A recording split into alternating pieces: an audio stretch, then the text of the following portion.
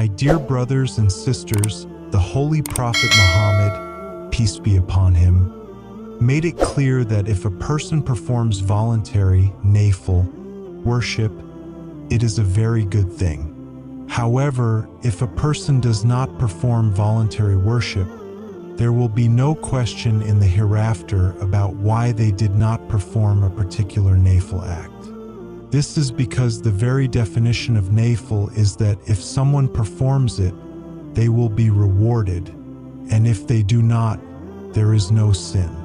But the matter of human rights, the rights of fellow humans, is such that there will be questions about it on the day of judgment, and one's fate in heaven or hell will be decided based on it. In a hadith, the Holy Prophet, peace be upon him, said that a bankrupt person is someone who will come on the day of judgment with a large amount of prayer and fasting. However, they would have wronged others, insulted them, or hurt their feelings. As a result, all the good deeds they brought will be given to those they wronged, and the sins of those people will be placed upon them. Therefore, the matter of human rights is a very important part of Sharia. If Sharia were divided into 4 equal parts, one part would consist of acts of worship, while the remaining 3 parts would address human rights, dealings, and social conduct. This demonstrates that human rights constitutes 3/4 of the religion. The Holy Prophet, peace be upon him, provided numerous instructions regarding the rights of women because the most significant injustices and shortcomings occur in this area.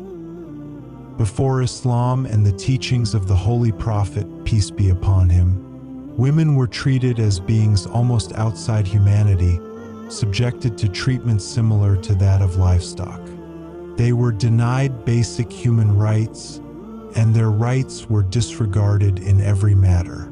It was perceived that bringing a woman into one's home was akin to keeping livestock. There was no difference in treatment between them. The Holy Prophet, peace be upon him, was the first to enlighten this world, which was unaware of the divine guidance about women's rights. He emphasized that one should treat women with kindness and live life with goodness towards them. Allah says, "And live with them in kindness." Quran 4:19. This verse is the text and title of this subject, and the Holy Prophet, peace be upon him, elaborated on this through his sayings and actions. The Holy Prophet, peace be upon him, paid such great attention to kind treatment towards women that he said, "The best of you are those who are best to their women, and I am the best among you to my women." He emphasized the importance of treating women well in numerous hadiths.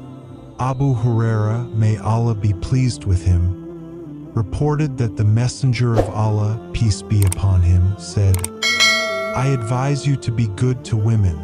Therefore, accept this advice of mine.